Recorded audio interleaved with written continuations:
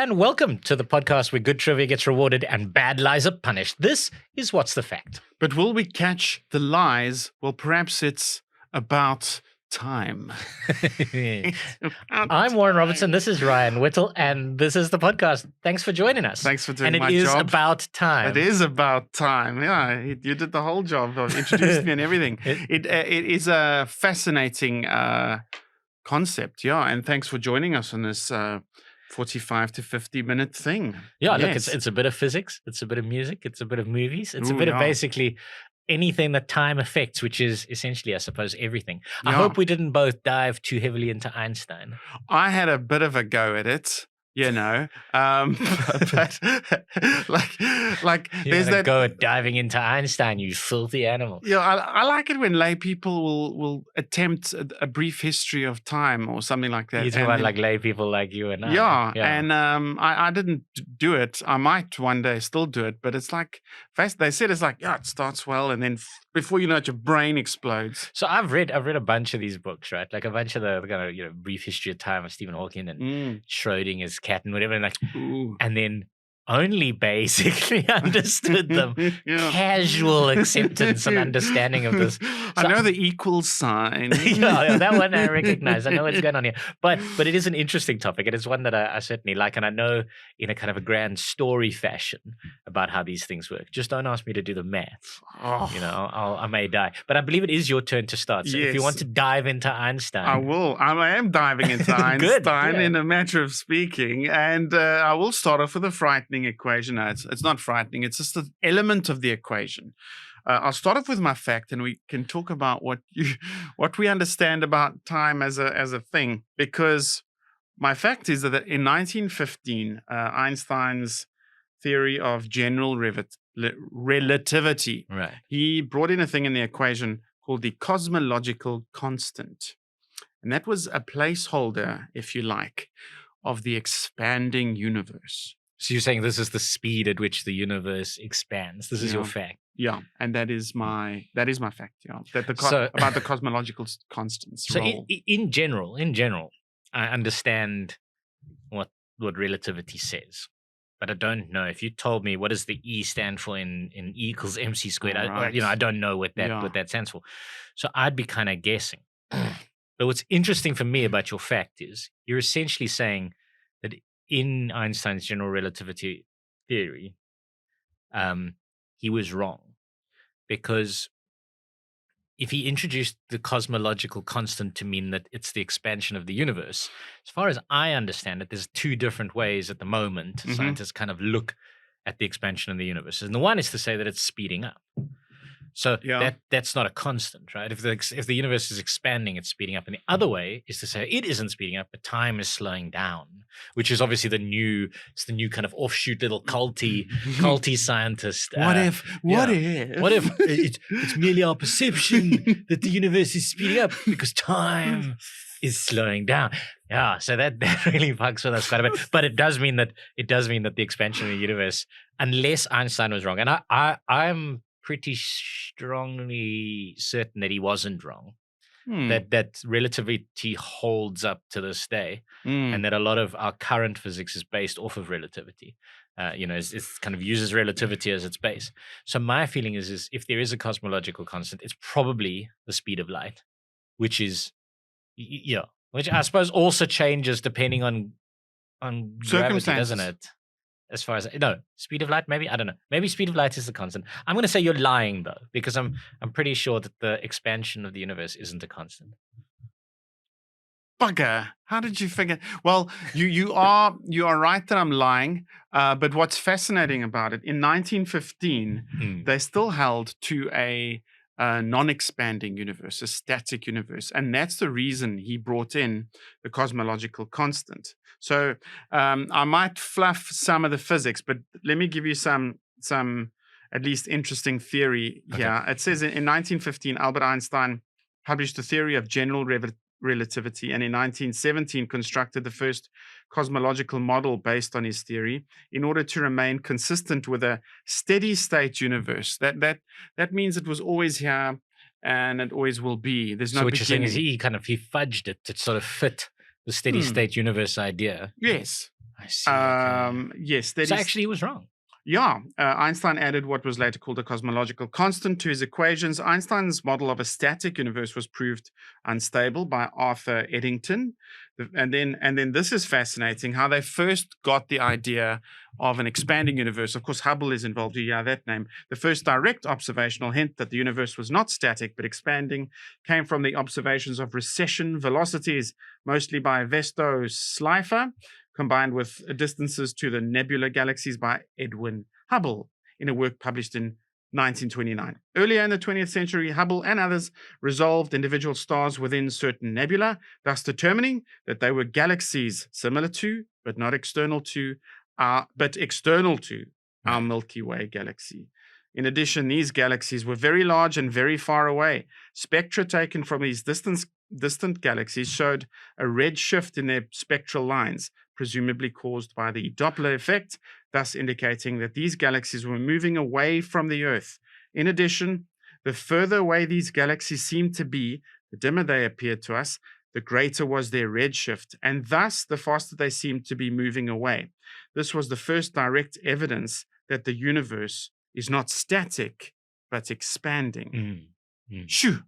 Yeah, I suppose they were previously looking up at the night sky and saying, this is all one and the same thing. Yes. These are all part of our galaxy. Yes, if there's movement, it's all circular, and it's always kind of been there, and it's obviously the forces and stuff. But this idea, which you're not even looking at, you got to look at something beyond what you're seeing. They measured the wavelength of the light emanating from it, or you know. No, so essentially what you're saying is that his cosmological constant was just there to hold that the universe wasn't expanding at all. It was just to try and make his theory fit within a static universe. So it wasn't actually a thing, it wasn't a thing. It's but you know, scientific progress is a great placeholder.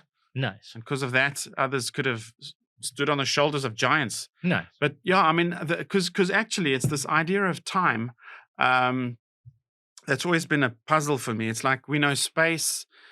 Why did time have to have a beginning? If space has a beginning and matter has a beginning, couldn't time just have been there all the time? But the fact that they pointed the beginning of time to the beginning of space and matter is a bit of a brain explosion. Yeah, that's the fourth dimensional thing, isn't it? That it's an intricate...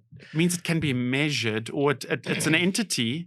It's almost, but it's not matter, because then you could sort of hold it or touch it, but it did begin. It means that it began, and it's an intrinsic thing that is connected to our universe. It's connected to those other two things. Yeah. That's mad. It's absolutely mad. You know what's so here? I'm going to take this opportunity to jump into my fact, because it's kind of loosely linked,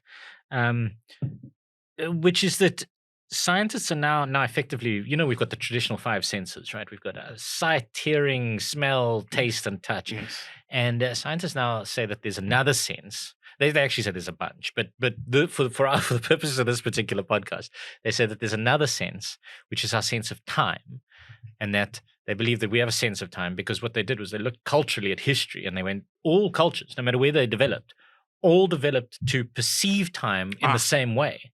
So we've then got a sense of this concept of time. We've got an innate, intrinsic sense of time. Wow. Yeah. So that's my fact. Oh. Yeah. The sixth. Well, sense. Yeah. So sixth sense. We've got a few. Time. Sense of place and position is another one that we've got. They've kind of introduced a few more.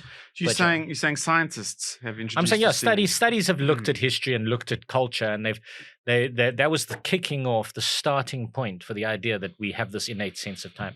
Because if we didn't, we would describe our universe and time entirely differently, right? We would have totally different descriptions of how time passes, and you know, so we must therefore perceive time in the same way. I get what you're saying. And like in my philosophical musings, I've tried to reduce life to its most simple essence. Like what is the most important thing in life? And one of the things I've got it down to is this idea of story and narrative. It's very important to humans, and it's almost how we teach things. It's how we learn things. And for ages, it was exactly how we taught things. It was how we passed on our histories. It was simply through story. We didn't have writing, but even that assumes this idea of, a beginning, a middle, and end, an idea of time. And all cultures have told stories, presumably. So it's a crazy, crazy idea that there's a sense of time. Yeah, that we all perceive it. We all perceive it in the same linear fashion. Yeah, I mean, it's a human thing, as we all have the other five. I like the idea that they might be true. I really do, because I even think the sense of thinking ahead, planning, what are we going to do? We're going to plant seeds so it can harvest and stuff, or, have kids and teach them stuff so that they can learn. Oh my, that sense of destiny and stuff. I think it's time related. Actually, it's time. I'm happy to say that this is true. I feel rather silly if you're lying, but a sense of time, I say yes. Oh, I am lying. I am lying. So in the Western world, you're a bastard. You are. In the Western world, we have this concept of a linear time. Yeah. Of time kind of stretching out in front of us and the past being behind us, and we move through time in a kind of a direction. And if we plot time, we always plot it left to right, like that. Yeah.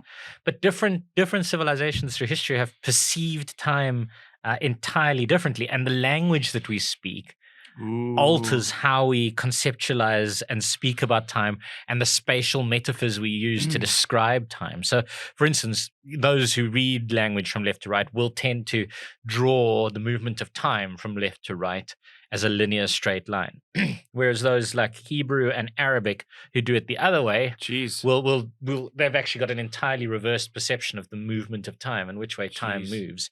So it's actually changed like the way we think and we feel time based on what language we have. So it gets even bigger than that.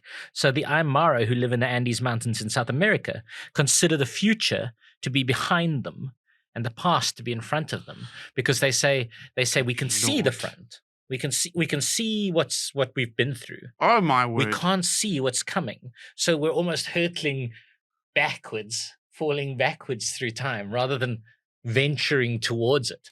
So they've got this like alternated. It's quite beautiful, because I get a sense that Ubuntu is I am because you are. And with the sanctity of the ancestors who've come before us, that's who we look at and revere, and we look at community. I'm thinking about African funerals in particular. And it's like I am because of all of this, which you're looking at in front of you, but it's your past. Yeah. It's actually quite beautiful. It makes a big difference as to how the civilization grew up and how it expresses itself and how it moves forward in time. Another interesting one is Australian cultures. They rely quite heavily when they do direction. They talk about north, south, kind of east and west in their languages, and they visualize the passage of time as moving specifically from east to west, almost as if the sun kind of is tracking that time. And so if they're facing north, for example, the past would be to their right and the future to their left. But if they're facing south, it actually switches around for them. So the way the way we perceive time depends very heavily on our language and how our language developed. So it isn't actually an innate sense of time at all. Jeez. Which sort of messes with the entire concept, right? Yeah, so it's about how it's definitely nurture, not so much nature. Yeah, I mean, it messes with the entire way that we live our lives. The entire way we understand and perceive time can be different. I mean, it's like, I always find it fascinating, the number system. Like, what do you see when you think of the number system? Like, where's 1 to 10, and then where does 11 to 20 start? And it's like, my 1 to 10 is right here, and 11 to 20, but then the rest go there, then it goes there somewhere, and then a million and billion, and then far beyond there is the gazillions. But I can all see it. Broken. Your brain is so broken. Oh, really? No, how am I supposed? Really? No, but so this is it's one of those.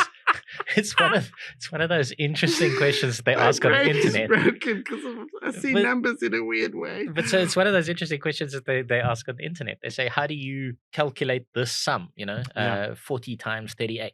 Yeah. And then different people calculate it in different ways. Some people go, well, what's 10 times 38 and multiply that by 4? And some people go, well, 40 times 10 is this, and then they multiply it by this. Or they go, 40 times 40 is so much minus the 2 40s.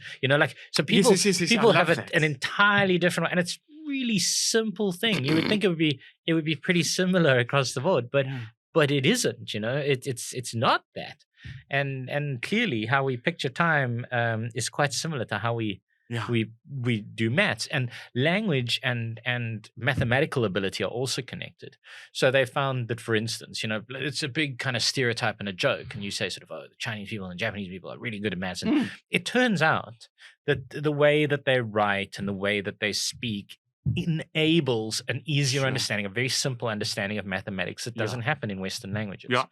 So they've got all kinds of benefits. And language, I mean, now we're getting a little bit off topic, but language, when it comes into time and how we perceive modern time, we do a weird thing. We divide time into 24 hours of the day, and then it's 60 minutes in the hour. And why do we do that? Well, it's because the Babylonians, instead of counting 1, 2, 3, 4, 5 on their fingers, 6, 7, 8, 9, 10, used to count the digits. So it's 1, 2, 3, 4, 5, 6, 7, 8, 9, 10, 11, 12, 13, 14, So they divided everything into sixes and 12s. And we got this massive hangover on our clock as a result, because that's how the Babylonians used to add stuff up. So they say, it didn't include the thumb. So it's 1, 2, 3, 4, 5, 6, 7, 8, 9, 10, 11, 12 on your one hand. 12 and 12. And 24. And now you've got the day, and that's how true. Is that a true little? So that's true. That's just Babylonian digit. So our modern clock is down to Babylonian language. So there's all these things where your language influences the way we perceive the universe. Wow, I love that.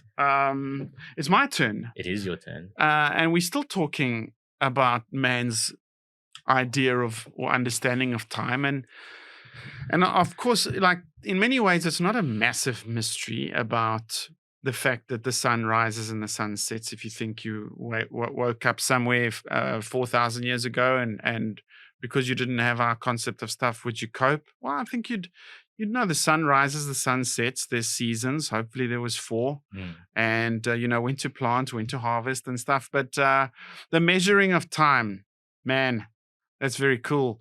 And there's I must just make sure I get my facts straight and don't give it away. Yes, I've got it. So the old sand clock, the old hourglass, fantastic. What a clever idea. But I learned today that, I think it might be common knowledge, but I learned it today, but that there's a water clock as well. Do you know about the water clock? I do know about the water clock. So the official name for it is clepsydra, which is nice. I'll tell you, the klep comes from thief, and hydra is water, so stolen water. Because the way a water clock works is I imagine if I built one, I'd have to discover all the laws of water dynamics. But you have a container at the top, container at the bottom, make a hole in the bottom, you're stealing the water, and it runs into there. And if it's running at a constant speed, you can mark little measurements, and it will tell you the time, how many hours have passed. I love that little idea. And getting into the science of it, I just want to give you a little fact. Tell me if I'm lying or not, but there's many factors that would influence. So it may be not as simple as that. So do I make those little lines the same distance, or does it get smaller as the pressure decreases? Does it spurt out faster in the beginning or slower over at the time end? It erodes that little hole a bit. And so it becomes. Look, it's not the word. It's not an atomic clock in terms of accuracy, is it? It's like, I told you to be here 3 bars ago. Fucking pipe got bigger. I'm so sorry. Are you sure the five is in a pipe got bigger? I missed some from the top thing. That's why the pressure was less. Oh, fuck. And it's not exactly a shared sense of time, is it? Like, I've got my water clock here. You can't see my fucking water clock. We can't be like, listen, when my water clock's at 3 bars, let's all meet at the church. Can we meet at your house so we can see when your water clock is at 3 bars, please? That'd be okay.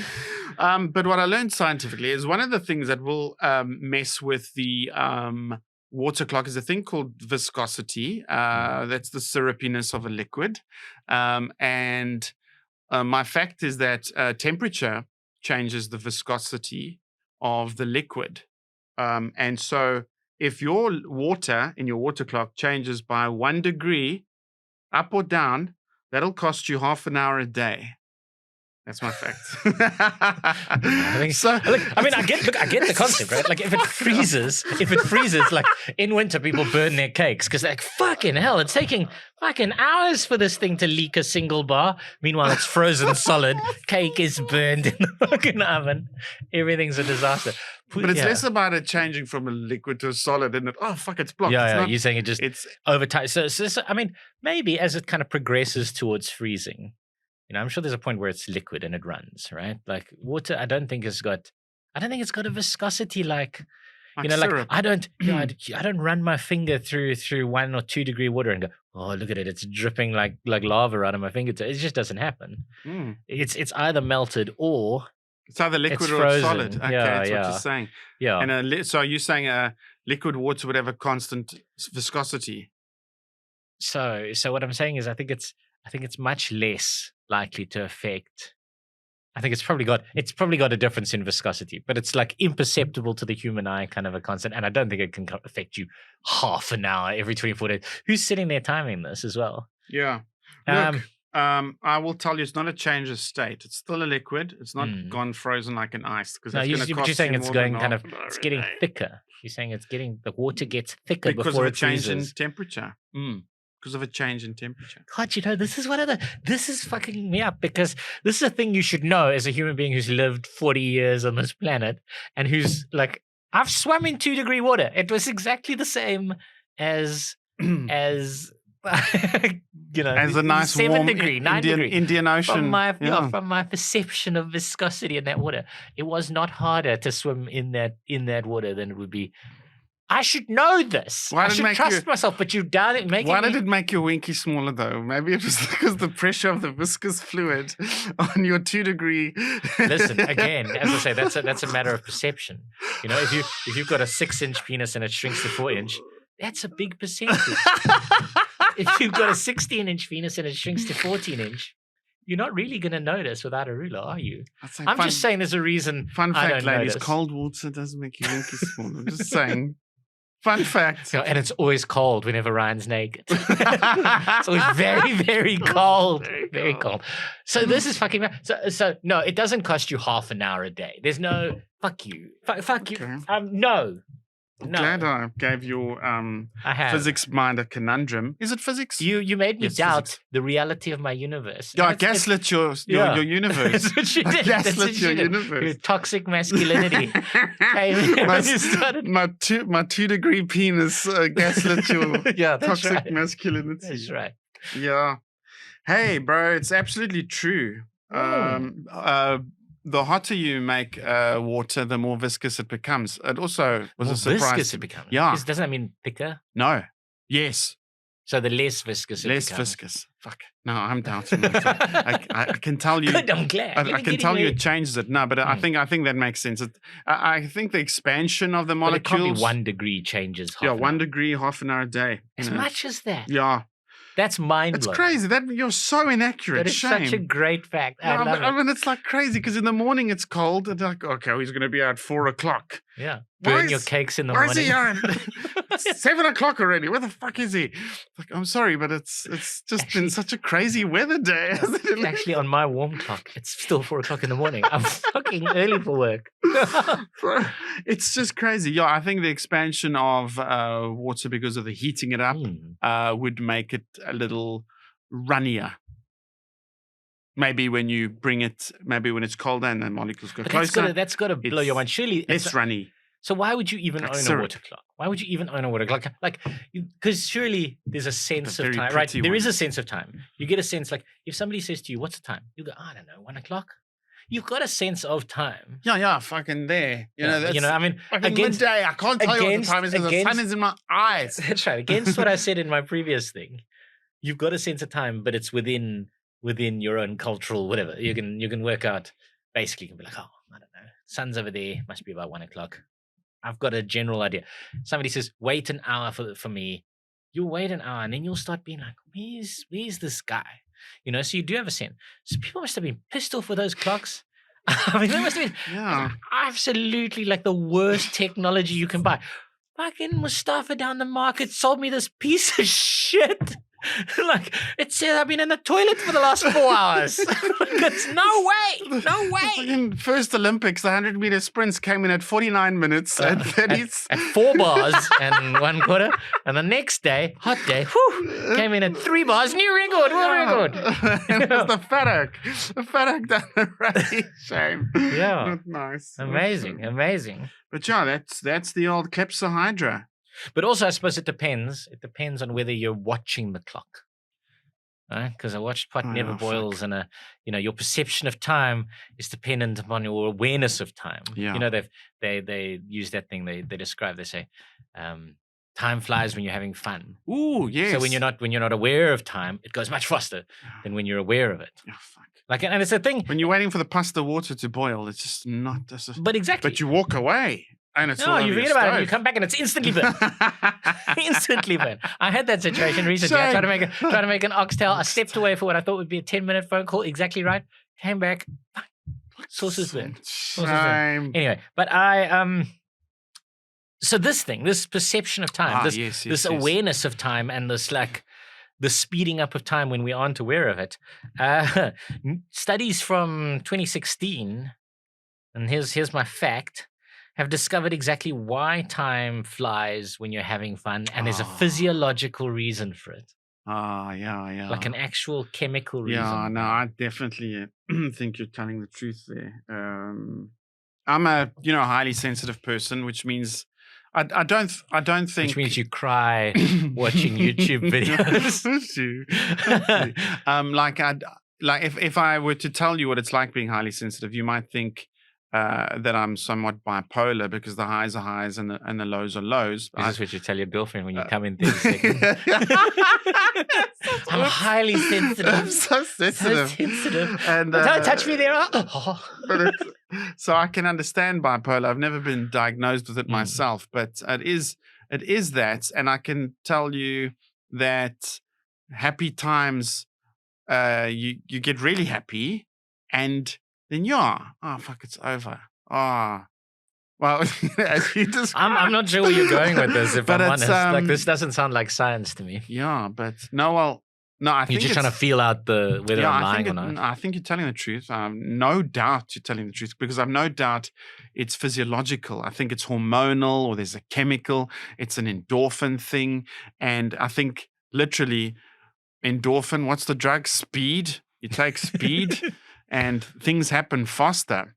So that's interesting. I mean, I think, hey, confession time. I had a go in my younger day. Did you? All right. Let's talk about all the drugs you've taken. At a rave. I would suggest you phone your pastor after this and you tell him. Listen. I was my ex. I just met her. She have a bit of speed. Twisted my arm. No. More the old. It wasn't a rave. It was a nightclub. Near Crest, a bit of E, just a half each or something.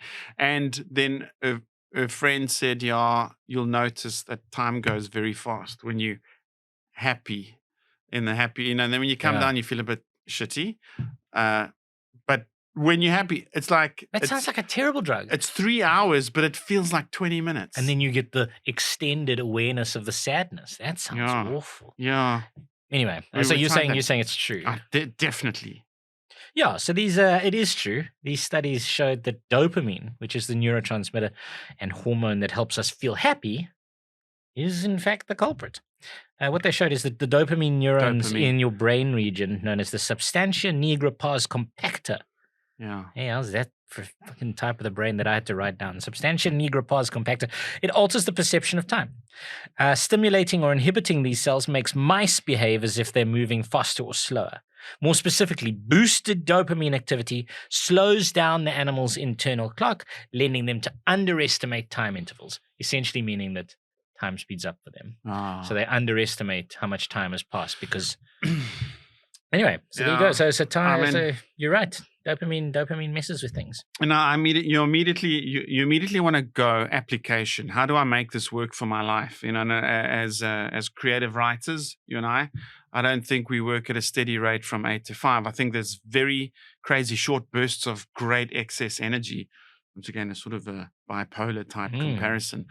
So it's like you might stall for like 2.5 hours knowing that you've got to have a thing done in 3 hours.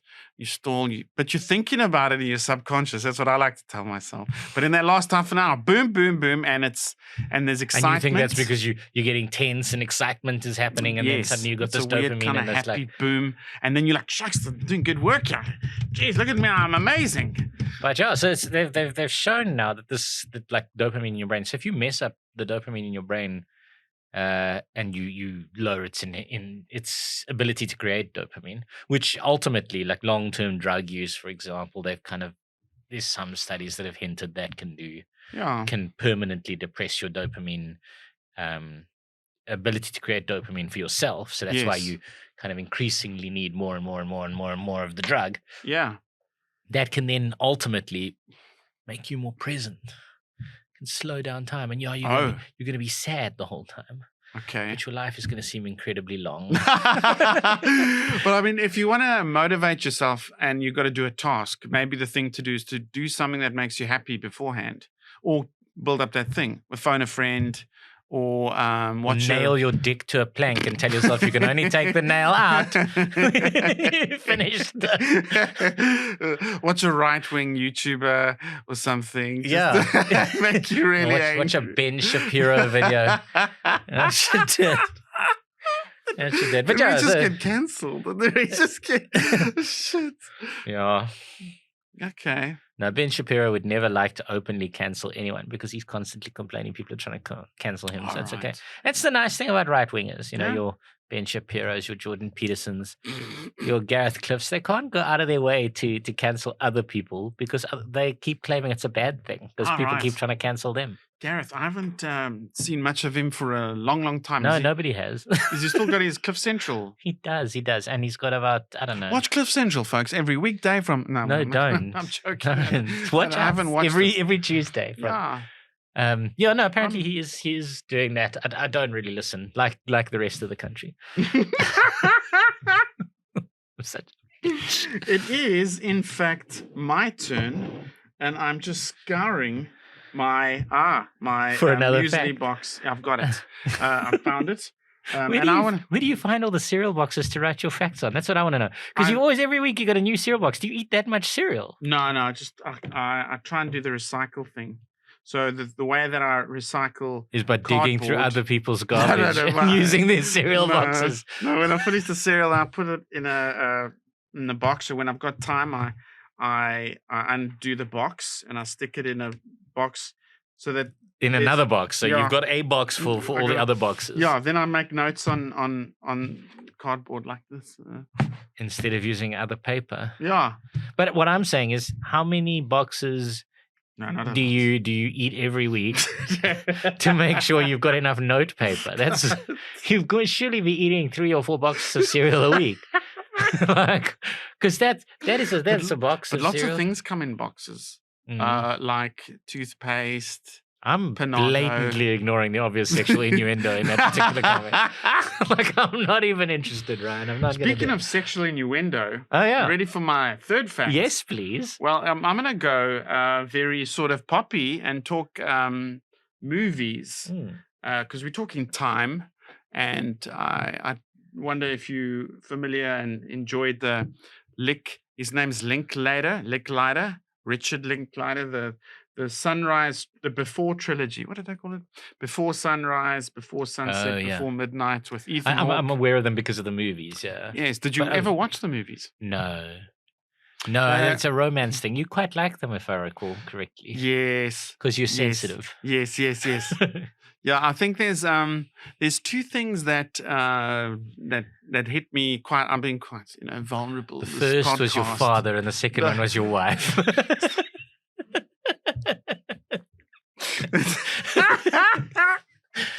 No, the 2 things that I find very sad, obviously, is like suicide, like 13 Reasons, and the one with Bradley. Plot spoiler: the one with Bradley Cooper and Lady Gaga. Plot spoiler. Oh, do they do the suicide in that? Nice. I think suicide is pretty much the thing that condemns your video. If you're on YouTube, please click like on this now, because him mentioning the S word Oh, shucks. has basically Take it out. plummeted us. No, don't take it out. Basically so plummeted us to the bottom of the algorithm. But the other thing is so a sort please of make up for it by commenting or something. Yeah. Like, let Ryan say what he wants. Freedom of speech. Yes. Yeah. Twitter. What's his name? Yeah. Click like Dude, the and dude share from and Twitter. comment and whatever to make up for Ryan's unbelievable lack of awareness around the algorithm on YouTube and Spotify. So that's the one thing. The other thing, this won't get cancelled, but unrequited love also saddens me a little. No, YouTube is very happy for people to have unrequited love. YouTube doesn't give a fuck about unrequited love. They love it when people have unrequited love, as long as that doesn't eventually lead to suicide. And so I'm glad you don't know the Sunrise trilogy, but it is beautiful. Before Sunrise was the first one, and it takes place over a day or over a night, should I say. And so they walk around thing, and then they take a train, and it happens in the space of pretty much a 24-hour day.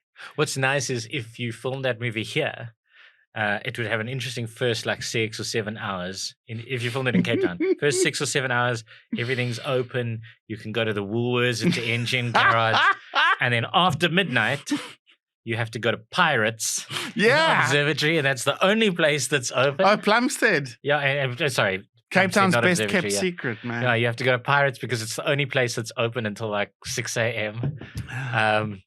And that's what they would do if you were filming this movie. Be all romantic. They'd be walking on the promenade. They'd have dinner at the waterfront. They may even go up Lion's Head to watch the sunset. And then after that, they would go to Pirates and drink cheap brandy and Coke until dawn. Because that's the only thing they could do. Oh, it's a wonderful thing.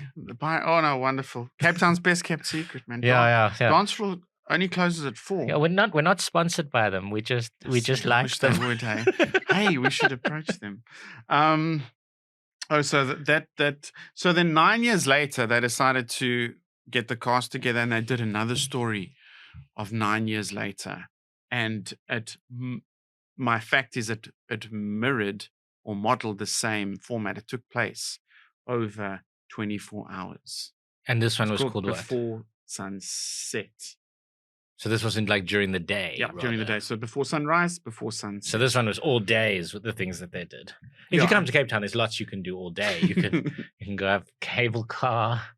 You can shout at strangers in the street in Sea Point.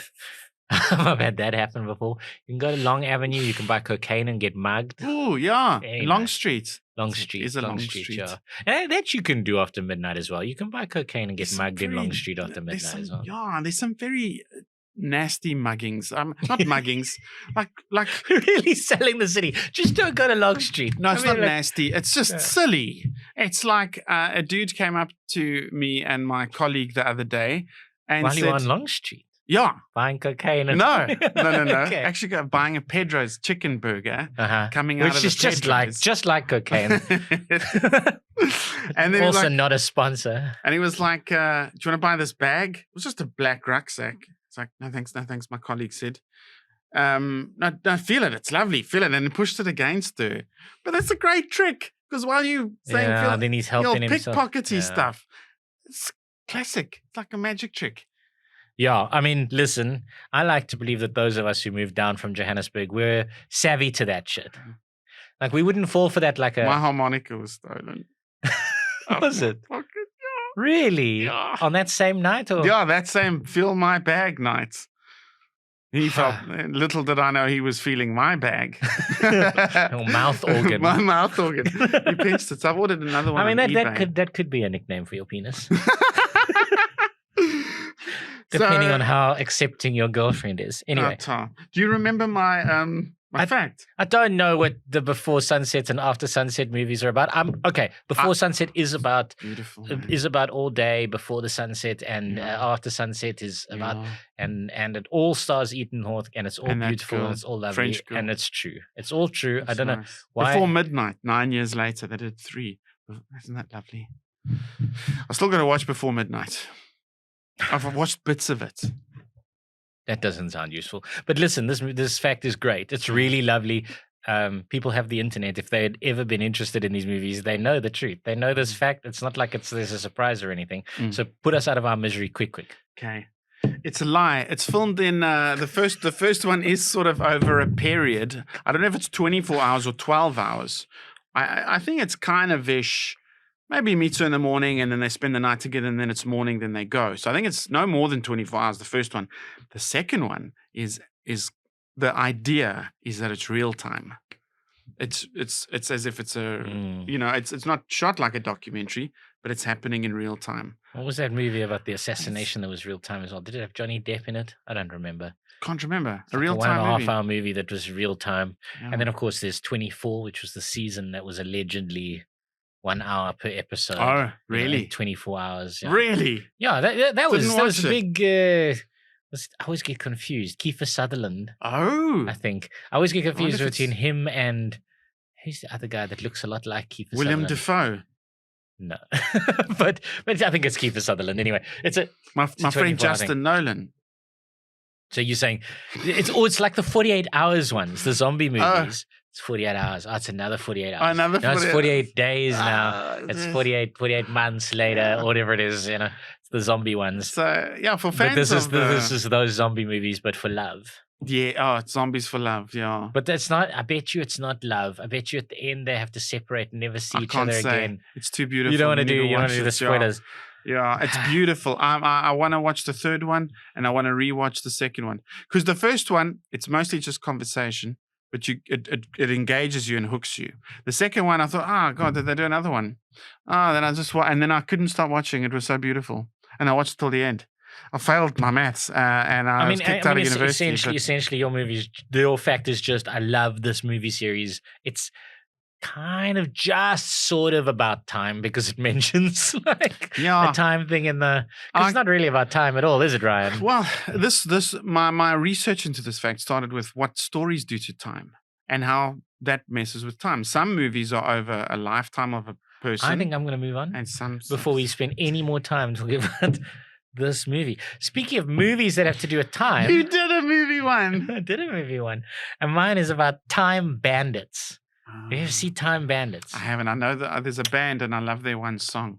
Oh, really? Yeah. Is it about time bandits? No, the band is called Time Bandits. No, really? It's a love song. Oh, it's so beautiful. So Time Bandits is also a Terry Gilliam movie. Now, Terry Gilliam's from Monty Python. Yes. Yeah, so he did a movie that's basically about this kid, Kevin, and he goes on a time-traveling adventure with 6 little people, and they're all like time bandits, and they go back and forth in time. Pre-Monty or post? The post-Monty, pre-Brazil.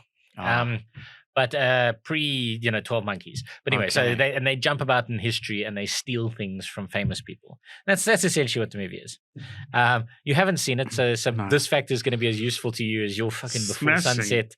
Oh. Yeah. But my fact is that George Harrison from the Beatles paid for the film, but ultimately ended up incredibly frustrated with Terry Gilliam, and he wrote a song called "Dream Away" about the experience.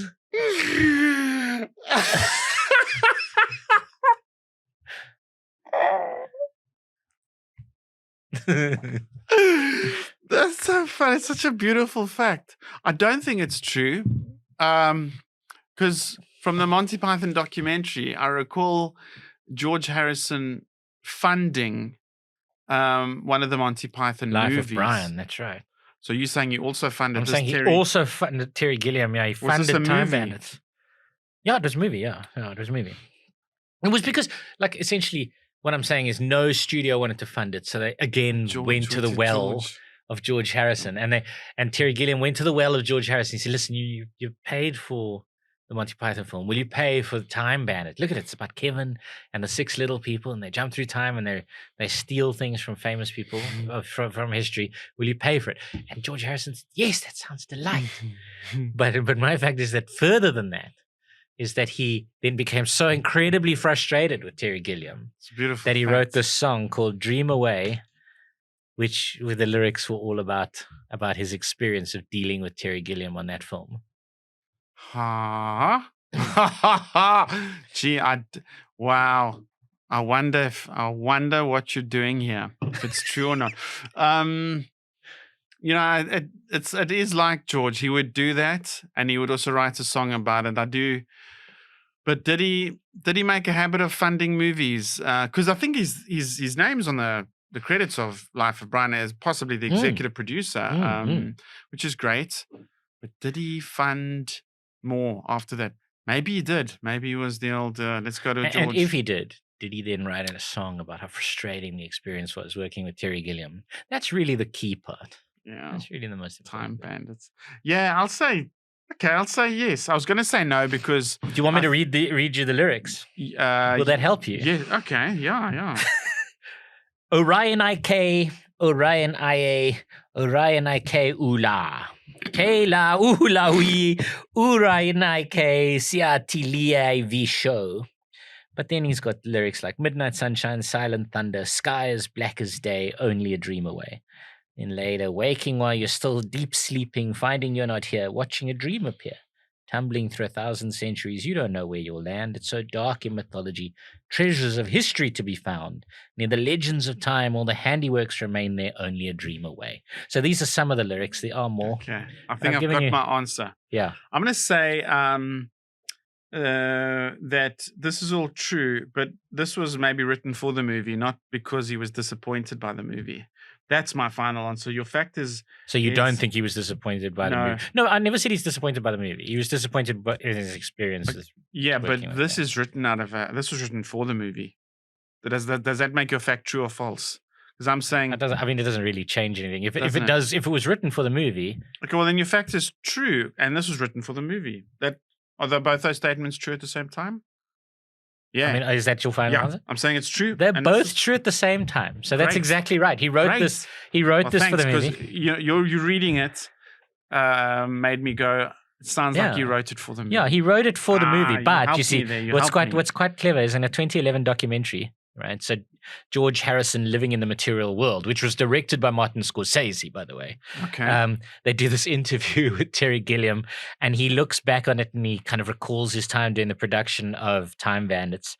And he says he came to see the lyrics of the song as notes from George Harrison about what he was doing wrong, and how he was too arrogant and he wasn't listening to suggestions and stuff. And he said to himself, I think the quote is, he says, I thought it was the most brilliant, subtle and clever thing a man could ever do, to write a song he's writing about things he felt so strongly about, and yet he's too polite and decent, I think, respectful of the artists, whatever form it takes, to interfere. So Terry Gilliam, yeah. So there are little bits in here where you sort of say, all right, well, I see it. Greedy, feeling, wheeling, dealing, losing what you won. See the dream come undone.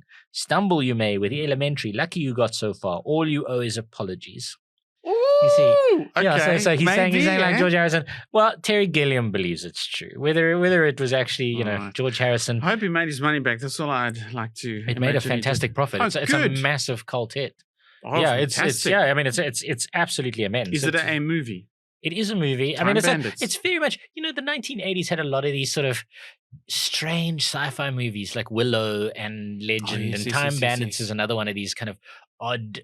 But it really, it hit its target market. It made a staggering amount of money. That's nice. So yeah, I mean, George Harrison backing the Monty Python crew the first time around, staggering amount of money. Yeah. Oh, good. You mean it grossed? Yeah, George Harrison made a lot of money on the movies that he invested in. Man, that's lovely. Lovely, lovely, lovely. And this is sad because I'm enjoying this episode, but we've already come to multiple choice time. Yeah.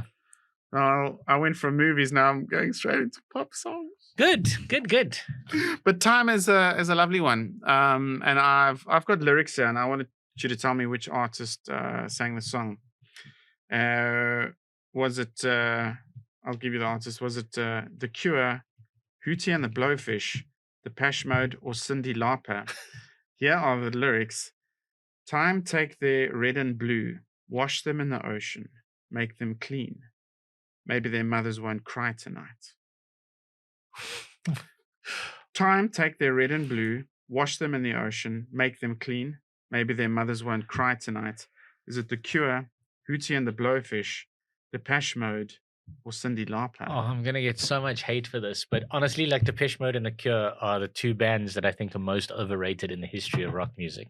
Hate him. Hate Yeah, him so no, much. Those are I'm two of so my sorry. I'm so favorites. sorry to say I that. love them so I'm much. so sorry to say that. But I definitely, because I know the people who love The Cure and Depeche Yeah. Mode, like they really fucking love them. I love them so much. I Yeah, so love them. I knew this dude Nico at that I used to work at CD Warehouse when I was a student, which is big like CD store in Johannesburg, and I worked with this dude Nico who basically like he was like obsessed with Depeche Mode, like he knew them inside out, and I liked Nico until he stole alcohol from my house. Anyway, I knew Nico. You see, this is the first time if Nico's watching this, it's the first time he's ever found out that I knew.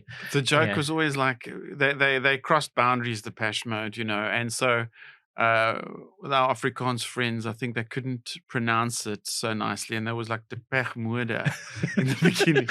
Oh yeah, it's befokkel and I'm Depeche Mode, and then someone said it's pronounced Depeche Mode. I was like, ooh. Yeah. Depeche I mean, listen, this was early days, deep end of apartheid kind of era. Yeah, listen, so I've got no idea. So Cure, Depeche Mode, Hootie and the Blowfish, and Cyndi Lauper. You see, I think Cyndi Lauper. I'm just gonna say Cyndi Lauper because I actually have no idea. I'm gonna say it's Cyndi Lauper. I love this. So 80s fans will know what I'm doing here. So Cyndi Lauper sang "Time After Time," lying in my bed. Yeah, that one I actually know the words to. Yeah, the "Time After Time," but no, it's not Cyndi. Mm. I will cut straight to it. It was Hootie and the Blowfish. Now they've got a song called "Time." And I think its opening line is one of the most beautiful in pop history. And I love pop music, especially 80s and 90s, 70s, 60s. Love pop music. But their song is called Time.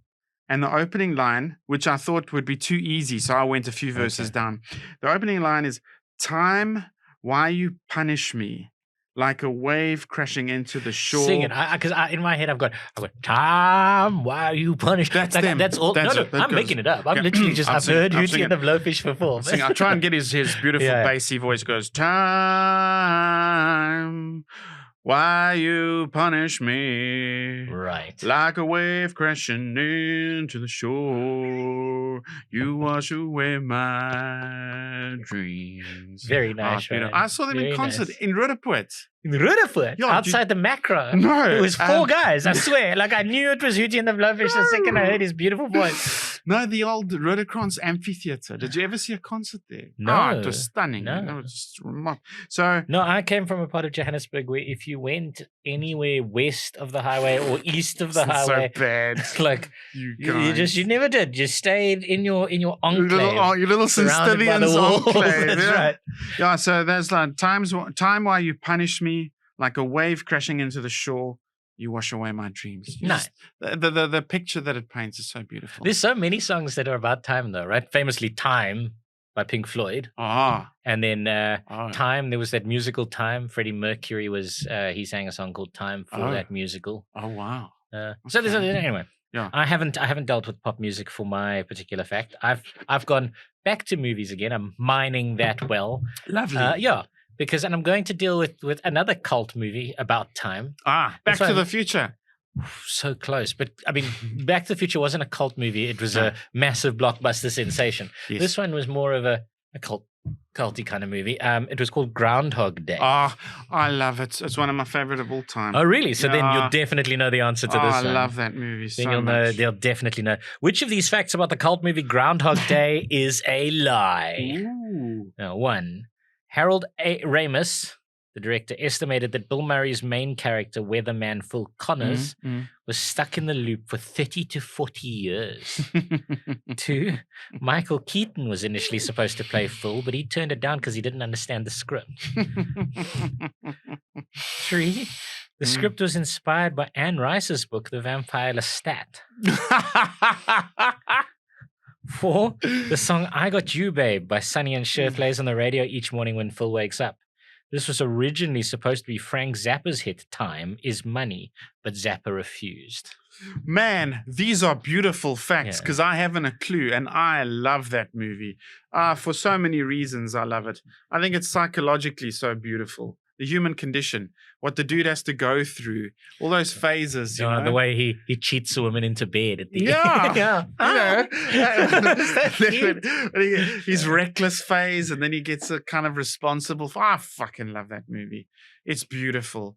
It's almost like, it's almost like,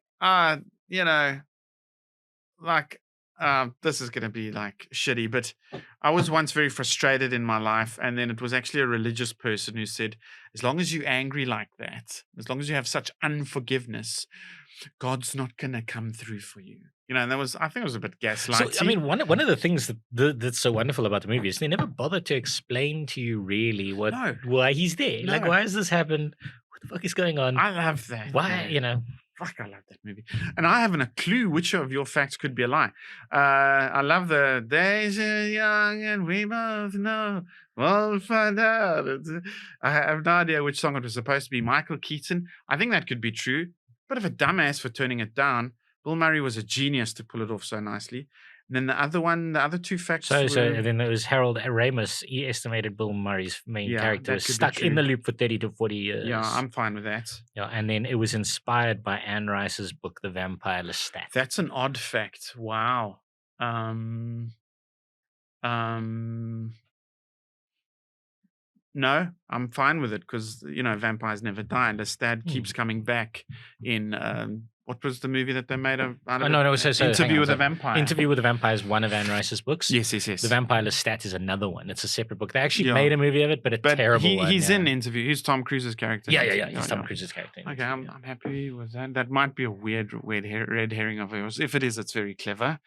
The song, I Got You, Babe, Time. Okay, maybe. Yeah, it was originally supposed to be a Frank Zappa hit called Time Is Money, but Zappa refused. 40 years. I wonder, that's very long. It's very long. 40 years. Okay, maybe it's too long. I'm going to go with that being I'll say Michael Keaton did. It was going to be the other Pink Floyd song, and it's based on Lestrade. Not Pink Floyd, Frank Zappa. Very important. Oh, sorry. Yeah. Sorry. Yeah. Frank Zappa. I'm going to say the one is, I think 40 years may be too long. It's a great fact, though.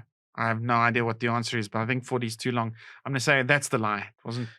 All right, so Michael Keaton was initially supposed to. He was the second choice to play Phil Connors. The first choice was Tom Hanks, who turned it down because he didn't want to be kind of typecast in that sort of role at that time, and he thought he was being typecast. So he turned it down.